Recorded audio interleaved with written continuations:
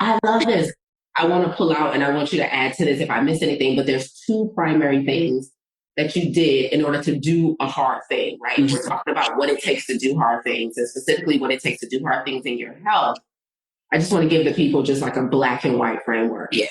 So there's two things I heard. The first thing that I feel like you did really, really well was exposure, right? So you consume some information, you put yourself in a position to hear something different, consuming new information and new perspectives that invited you to change the way you looked at things. And then the next thing I heard was like a complete, you were willing to question your own beliefs. These habits that we have, they become part of our routine and part of our rituals. And so the fact that you were not only willing to listen to new information, the fact that you were still willing to call into question your own beliefs. Optimal health is not a privilege, it's a right.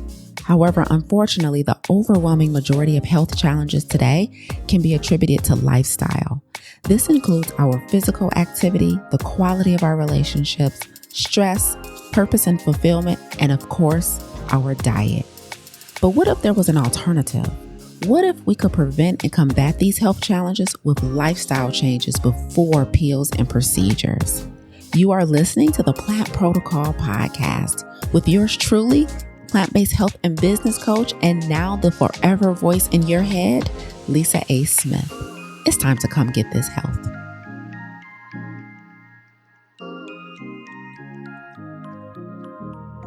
Today, we're talking about what it takes to do hard things. I actually have a special guest for you guys today because Shaquanda is going to be participating in our 30-day Plant Protocol Vegan Challenge, and it's going to be her first time doing the challenge. And she recently made a super dope post in our challenge Facebook group that I'm going to read to you guys. And it was so good and so interesting that I thought it would be super fun for me to interview her with you guys today. So that's what we're doing today, guys. I'm going to be interviewing one of our challengers, and we're interviewing somebody who's, I believe, fairly new to me and new to our challenge ecosystem. So let me read to you what she wrote in the Facebook group so that you guys will have the premise for our conversation today. So on a couple days ago, actually on Thanksgiving Day, November 28th, Shaquanda wrote in our Facebook group, she said, "Ate like I had some sense today for my first vegan Thanksgiving. Very grateful to have watched Lisa's live on November 4th. Truly changed my mindset on my health. I haven't had any meat, dairy, or caffeine since that live, and so excited for what's to come for us all in January." Super dope. So I thought that was amazing. She just survived her first vegan Thanksgiving. And most importantly, though, our, vegan challenge doesn't start till January 1st, but she has already started. She has already started. So I'm excited to bring her up here. Oh, she's in the building, y'all. Let me bring her up. Okay. So Shaquanda, introduce yourself to the people and talk to us why the Plant Protocol 30-Day Challenge was attractive to you. Okay, yeah, I'm Shaquanda. I'm from Milwaukee, Wisconsin. I'm a Midwest girl. So the 30-day challenge, SOS challenge was, it drew me in because I've done challenges before, 10 days, smoothie cleanses here, the fast of church at the beginning of the year. So I've done fast and cleanses before, but I really was just at a point where it's just like I needed and want, and I'm really yearning for something long term, like an entire lifestyle change. I am a mother, work full time. So I just a lot, involved with different things in the community, lots of friends and family. So just always needing energy, always on the go, and just really tired of not having energy, waking up in the morning and still being tired. Just, I needed something different. And I think this was really the time, for me to do it. And this seemed like a very good way to kickstart that lifestyle change. I love this. Okay.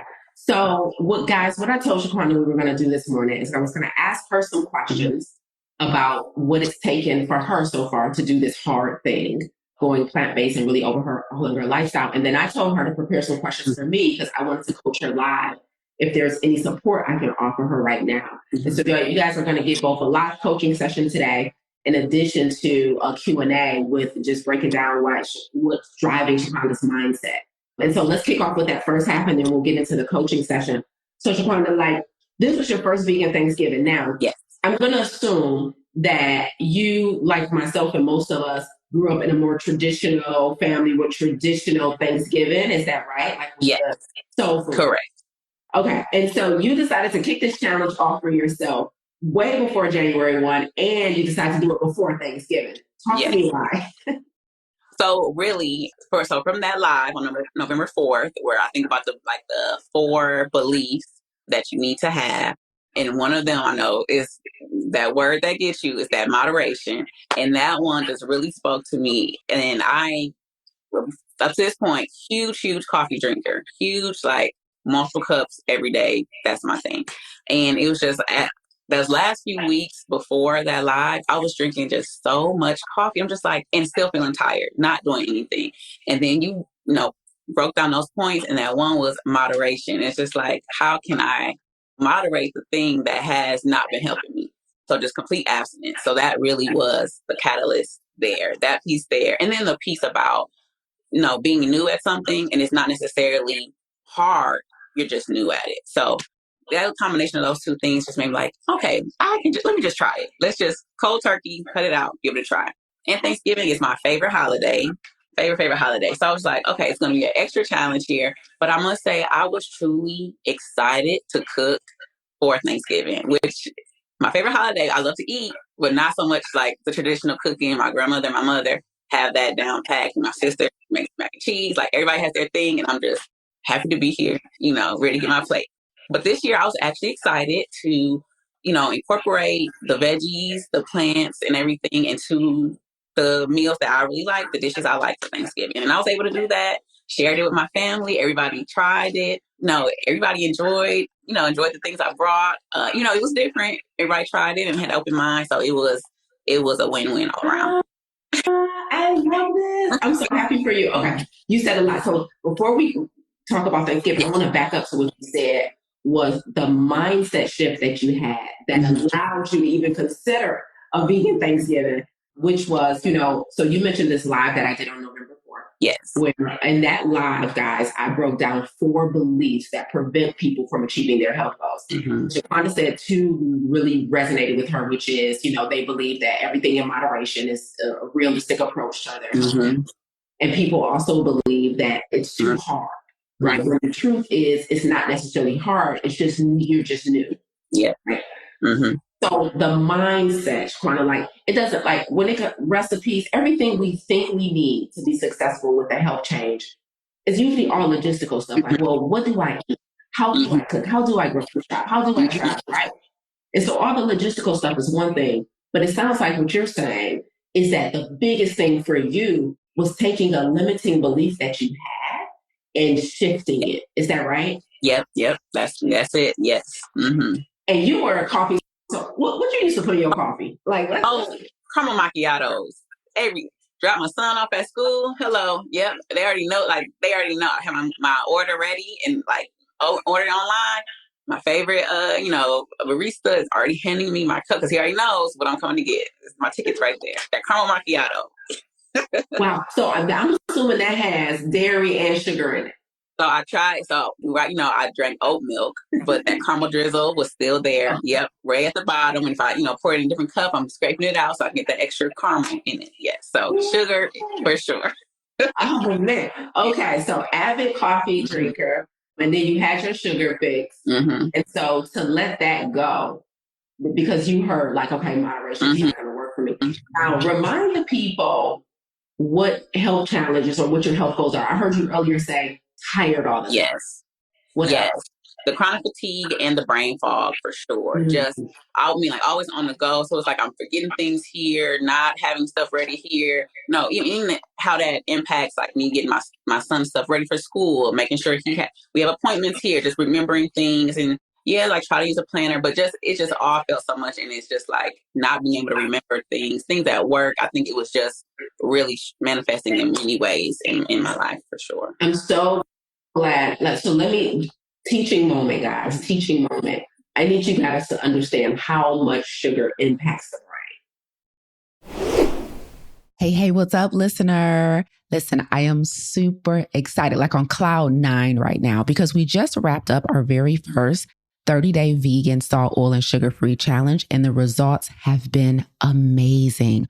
Weight loss, lower blood pressure, lower cholesterol, high energy, overcoming food addictions, making exercise a non-negotiable, taste buds changing. We have people in the challenge saying, I'm never going back. I can't believe I feel this good. And so I'm here to share with you that we're going to keep the party going. We just opened up enrollment for our signature plant-based coaching program, Farm to Table. This is our 3-month coaching program for individuals just like yourself who may be experiencing chronic health challenges and you want to take a whole food, plant-based approach to combating them. This is your opportunity to get the coaching, community, and curriculum that you need to finally put some things in remission, to finally become the most optimal version of yourself so that you can live a life of radical obedience. If you're interested in learning more about Farm to Table, what to expect, all you have to do is click the link in the show notes. We've been facilitating this program since 2016, so we have a ton of testimonials, videos, content for you to read so you can know exactly what to expect when you get inside. Enrollment is only open for a limited time, so come get this health. Okay, let me ask you this before I see sugar. What did you think was the reason for your lapses in recall and not being able to remember and being tired all the time? Well, and I think I really just thought, man, I'm not sleeping well because also waking up in the middle of the night because I think I'm having so much coffee in the morning and the late, afternoon, the afternoon slump at work. So I'm like, okay, I'm not sleeping well. So then that's probably impacting me not being able to recall things during the day, not having enough energy in the morning. So I think it was just like kind of like a cycle. I kind of figured of the coffee, lack of sleep, kind of all big. And big snacker. So big chips. I mean, that was right there. So I think all that, really my diet and then just like lack of sleep. Yeah. I love this because you are 100% right. Like the chronic fatigue can absolutely be attributed to your diet, can absolutely be attributed to a lack of sleep. But then when we get down to more granular details, it's like, well, what part of my diet? Like, I know I'm not getting completely healthy, but what am I eating that's literally causing me to feel tired all the time? And what am I eating that's causing me to have lapses in my memory and my recall? And I just want to pause here for a teaching moment to make sure our viewers understand how much sugar impacts our brain, how much sugar impacts our ability to recall, our ability to concentrate, impacts our creativity. I want people to, and that is why we don't promote moderation, because it's like, yeah, you could eat a little bit and not gain weight. That's true, right? But you can't eat a little bit and it not affect your brain. Like every bit you eat impacts how your mind works. And that's why I gave up refined processed sugar years ago. And so for you to like let go of your, like, so it'll be a month and 2 days that you haven't had your, what is it? Caramel macchiato? Yeah, caramel macchiato. First of all, are you okay? How are you doing? Yeah, that's the thing. Okay, the first 2 or 3 days that I think just like maybe those withdrawal, the headaches were a little intense, but those pretty much faded at me after like day 3. Didn't miss it. Now drinking my unsweetened tea, a little peppermint tea, and I was like, okay, so holiday season, that smell of peppermint is good. A little ginger sometimes too, but I'm fine. Don't miss it. Amazing. And I also so let me insert another teaching moment here, which is when it comes to the fatigue. The fatigue likely came from 2 places. One, the sugar, because sugar causes our blood sugar to spike. And because there's no fiber, it crashes really quickly. And that sugar crash is what causes us to be tired. But then also, Shaquanda, the caffeine. So the more caffeine we drink, the more it impairs our ability to rest well. So exactly what you said about the sleeping, right? So that's why if we're going to drink caffeine, we want to make sure it's as far away from our bedtime as possible because it has an 8-hour half-life, which means when you drink caffeine, 8 hours later, half of it is still active in our system. And so if we're trying to get optimal sleep so that we can be well rested, that's going to be very hard to do on things like sugar, alcohol, caffeine, right? So I'm glad you shared that. Okay, so talk to us a little more about did you have any challenges going into your first vegan Thanksgiving, like with your family or anything? Like, did you have to put them on notice? Did you have to have a conversation, or did you have full-on support? So I definitely have full on support, but I did let my mom and grandmother know, because like the primary cooks in the family, I did let them know, like, I'm not eating anything for any meat or dairy products. So, or, sugar. So I'm going to bring my own food, but, I'm still going to be here. And my mom's like, oh, okay. My grandma's like, oh, okay. And then the first thing she asked, is the baby eating? Is he eating regular? Yes. He'll still be enjoying. But it was full on support. But I did just give that little notice there. Mm-hmm. I love this. Okay, before we get into any questions you have for me in our coaching session, I want to pull out and I want you to add to this if I miss anything. But there's two primary things that I heard you that you did in order to do a hard thing, right? Mm-hmm. We're talking about what it takes to do hard things, and specifically what it takes to do hard things in your health. I just want to give the people just like a black and white framework. Yes. So there's two things I heard. The first thing that I feel like you did really, really well was exposure, mm-hmm. right? So you consume some information, you put yourself in a position to hear something different. Mm-hmm. Right. And so you listen to, like you said, the one that did it for you was my episode on November 4th, where I broke down 4 beliefs that prevent us from getting healthy. So first thing was like exposure and consuming new information and new perspectives. Yes. That invited you to change the way you looked at things. Yes. Does that make sense? Yes, that is totally correct. And then proceeded to go down a rabbit hole of some of your other podcasts, things on YouTube, the interview you did, the podcast you did with E.T., like just consumed it all. Mm-hmm. That consumption, so that exposure. And then the next thing I heard was like a complete, you were willing to question your own beliefs. Mm-hmm. Because sometimes, man, when we want to fight for sugar, like, Alisa, well, what sugar can I have? Like, we want to fight for the stuff we love. Like, my chips, like, coffee is a part of my morning routine because it's ritualistic. You know what I mean? Right, exactly. We're married to not just the coffee, but it's the whole process. Yes, exactly. And don't think you slick. I heard you say my favorite barista. What? you don't have just a regular order. You got a favorite barista? Yep. Haven't seen him in a while, but I hope he's well. Right. I'm wishing bro well. I mean, so these habits that we have, they become part of our routine and part of our rituals. Mm-hmm. And so the fact that you were not only willing to listen to new information, the fact that you were still willing to call into question your own beliefs, that's a big deal. So the two things I think I heard you, like the things that helped you to do a hard thing was exposure and then a willingness to question your own beliefs and allow a new belief to replace it. Yeah, I think that's accurate. Mm-hmm. Would you add anything else if you wanted to give advice to people who are listening, like what it takes to really make more radical changes in our health as opposed to small, moderate changes?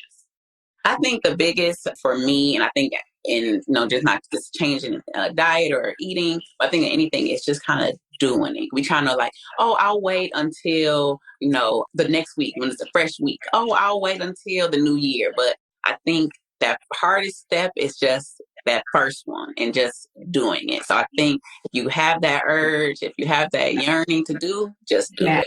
Mm-hmm. That's so good. I was talking to somebody about, have you ever heard of the 5-second rule by Mel Robbins? I believe so, but not very familiar. Okay. Mm-hmm. So Mel Robbins is a well-known personality in the personal development space.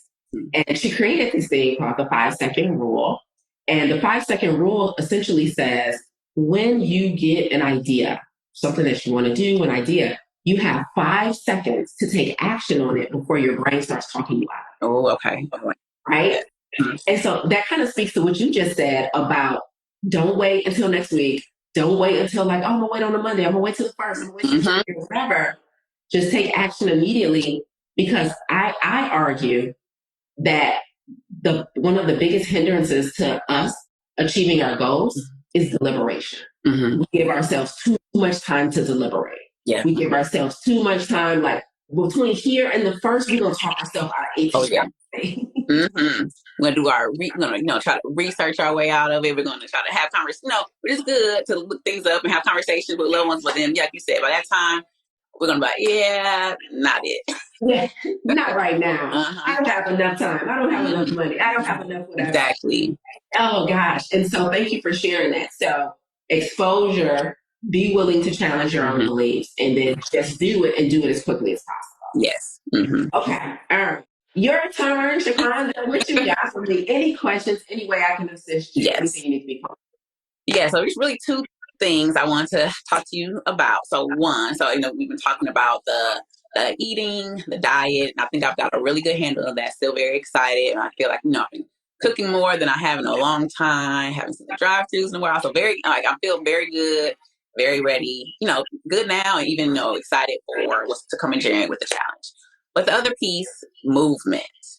Exercise. So I have not exercised in a very long time. I know that is one, important component of the challenge. Have you and your team seen challengers maybe struggle a little bit with that movement part? And what are some tips that we can kind of take heed to overcome those obstacles related to movement and exercise?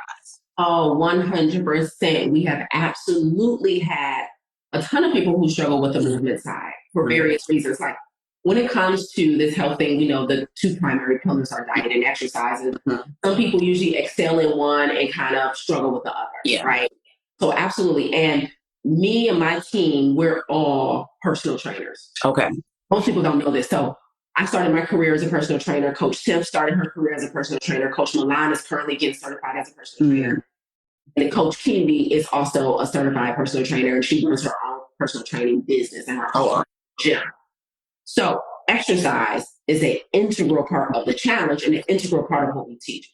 So yes, we've seen people struggle, and it's been one of the things we had to coach people through. So one of the things we've done for the challenge, Shaquanda, is we have created exercise guidelines to go with the challenge. Even though this is a challenge that's based primarily off of nutrition and diet, movement is absolutely mandatory. So in our challenge protocol, we give our challengers guidelines for how often they should move each week, what they should be focusing on when it comes to that movement. And then Coach Kiwi supports us throughout the challenge. And so here's what I would say.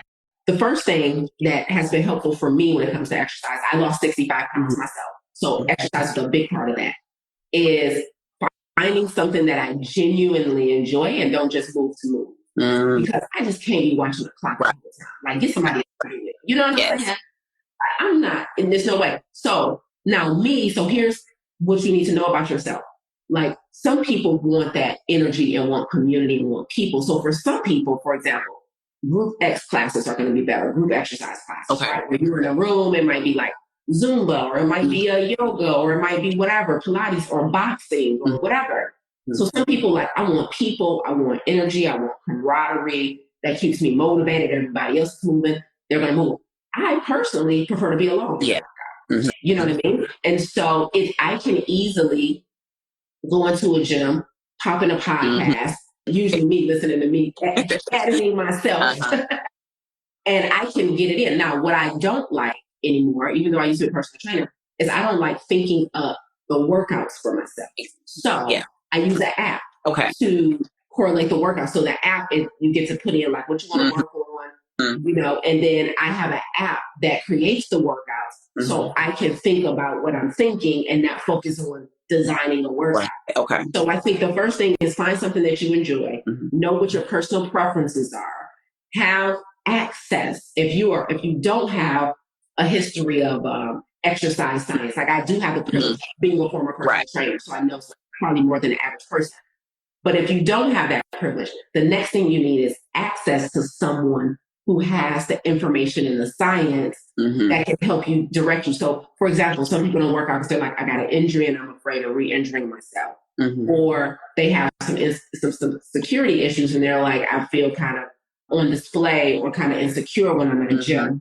You know what I mean? And so we got to know what our challenges are, and then we need access to a coach or somebody who can give us best practices. What are any personal challenges you have with exercise? Really, I think the one you hit on, like maybe the insecurity of not knowing like what to do. Like I know, if I go to the gym, okay, all these machines look cool, but I don't know like what to do. And merely making sure I get like a full body workout, because if I like something and I get good at it, I will tend to stay there, and then I will have not working my full body kind of thing. So. Absolutely. So you're part of the challenge. Okay, let's do something. Are you a general admission or are you VIP for the challenge? General admission. Okay. So now you're VIP. Okay. I'm going to upgrade you to VIP. And just as a thank you for joining on and being willing to help people today, you're so welcome, because our VIP challengers, they get access to our VIP portal. And in the portal is our exercise protocol. So that way, you got a whole protocol to follow and you don't have to think. Oh, awesome. Thank you so much. Of course. Okay, next question. Okay, so outside of the diet and exercise, and actually this was, I think, this is how I started following you. There was a viral clip of you talking about, outside of diet and exercise, also, elimination of chronic stress, but the purpose piece.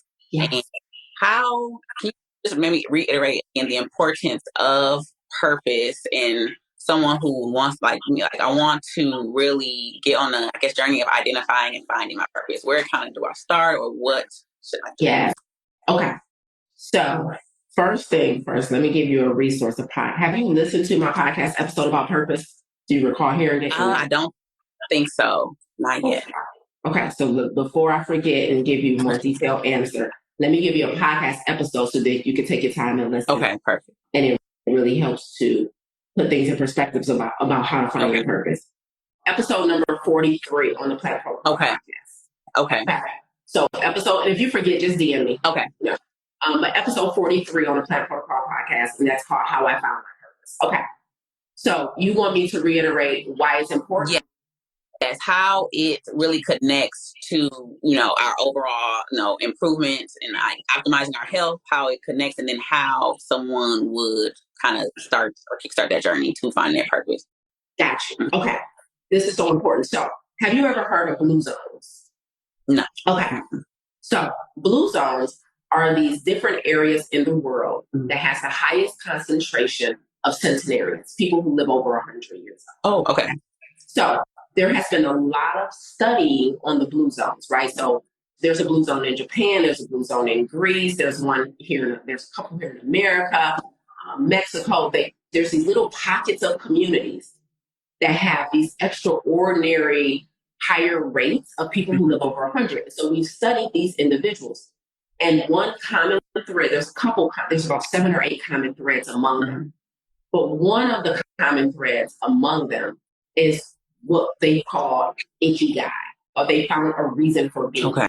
Right? So one of the things that has contributed to these individuals living a really long time, and not just living to over 100, but living healthy over life, walking active, doing stuff. Life. Yes. So one of the things that has significantly contributed to their high quality of life is the fact that they have found meaning and purpose, right? So to answer your question as to why purpose is so important, it is because you have to have a reason bigger and beyond yourself or even your immediate family that drives you every single day. Nothing heals like purpose. Nothing. You have no idea how good I feel waking up every day just to talk to y'all, creating talks, creating content, creating classes, being in service, using my gift of speaking and teaching to make somebody else's life better. It is one of the biggest complaints for people who hate their job is that they don't feel purposeful. They don't feel like they're making a difference, right? So purpose, Shaquanda, is just really about difference making. It's about making a difference, and it's about leaving somebody else's life better than you found it, right? And so when I say purpose heals, I mean that quite literally, right? There is a chemical reaction that happens when you have meaning and purpose in your life that heals the body. It improves your immune system. And so I just want to impress upon you and to everybody watching that it's not, I don't care how clean you eat. I don't care how good you exercise, how much water you drink. If you have not done the hard work of finding that meaningful work that makes you feel happy and feel fulfilled, you still got work to do. You still haven't optimized your health as much as you can. Okay, so that's the first part of your question. Why is it important? Yes. Okay. Second part of your question is kind of like, where do I start and how do I find it? Okay. So, number one, do you really feel like you have no idea what your purpose is? No, I don't think I have zero idea. I think I have an idea, and I would say I have an idea because I know what I do, what I brings me joy, and I could do it all the time. So I don't have zero idea. Yeah. Okay. Do you want to share what that is with us, or you prefer to keep it private? No, I can share. I guess it's kind of maybe twofold. So I'm a big, very, very big in trivia, but also big in history and our culture, and then breaking that down further, familial lineage, history, and everything. So when it comes down to getting that history about my family, about my larger family, I love that, love learning it. And I'm always thinking of ways.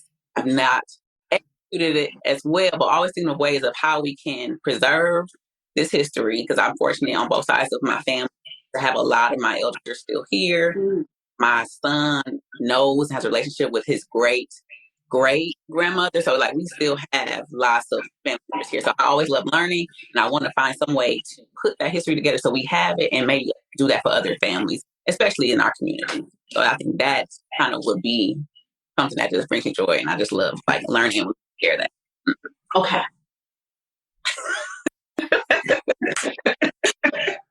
I'm about to get yeah. Okay. Okay.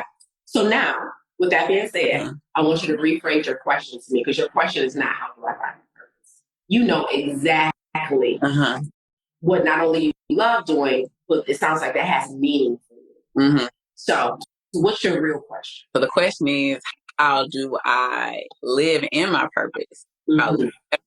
How do I fulfill my purpose instead of how do I find it? Because you know it, yeah. And so when you listen to podcast episode number 43, you're going to fall into the first bucket of people. They ask me, how do I find it? And what they really mean is, where did I leave it? It's not, I don't know what it is. It is that I put it on the shelf somewhere for some other reason, right? But it's not that we don't know, because you were very clear, okay? We got a historian amongst us, y'all. Okay.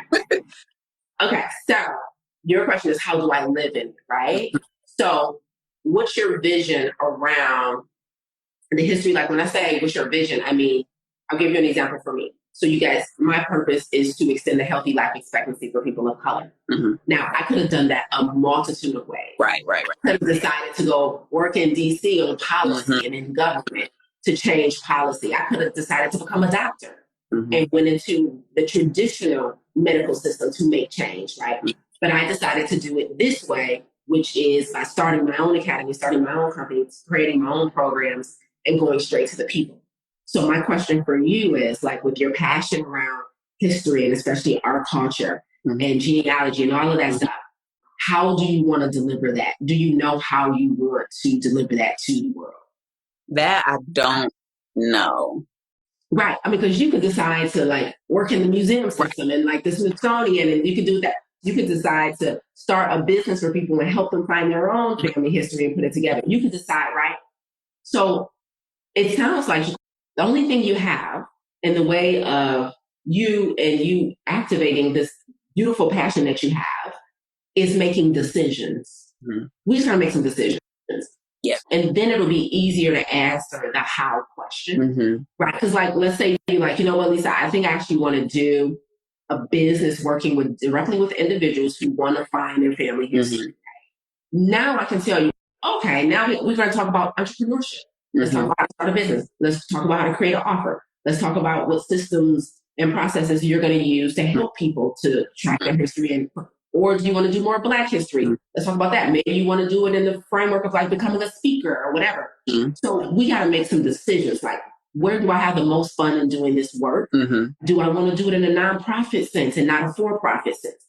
So that's what I want you to start thinking about is, what do I want this to look like first? And then we can go into the more granular stuff of the how. Okay. But the bigger how is exactly what you told us to do earlier. You just got to do it quick. Yep. That 5 steps. Girl, you're talking yourself out of stuff, girl. Does that make sense? Yes. Yep, it does. Yeah. Do you work on this at all right now, as part of your work or in a pastime sense? Nope, I don't. And it's maybe that spark comes. We have family reunions, and I'm talking to everybody. We have our, talking to people, getting notes. Okay, they was born. Now her mama was getting all that stuff. So that spark comes, and I'm in it, and then life back to normal, then life, and then it kind of just sits there. Yeah. So you take what life gives you as far as the opportunities to work on it, but you don't create your opportunities. Yeah. Okay. True. Okay. All right. So now I need you to understand, here's the very first thing you need to do before you make any other decision around how you're going to activate your passion and your purpose, is I need you to sit down and spend some time writing down what are the consequences of my disobedience. Okay? So if I do not activate this and start creating opportunities to work on this versus waiting for opportunities to come to me, what are the consequences of this? So if you feel like you've been called to this, it lights you up every time you work on it, you're excited about it, and you really believe it's meaningful work that helps to improve the lives for the rest of us, what are the consequences of my disobedience? Right? Super important. Super important, because then we know the consequences of inaction. Yeah. Like, I understand. Imagine, Shuquanda, if I had never been obedient to doing this challenge. Imagine if I had never been obedient to recording every week. So you heard the podcast on November 4th. Yeah. A domino effect that it long, like impactful.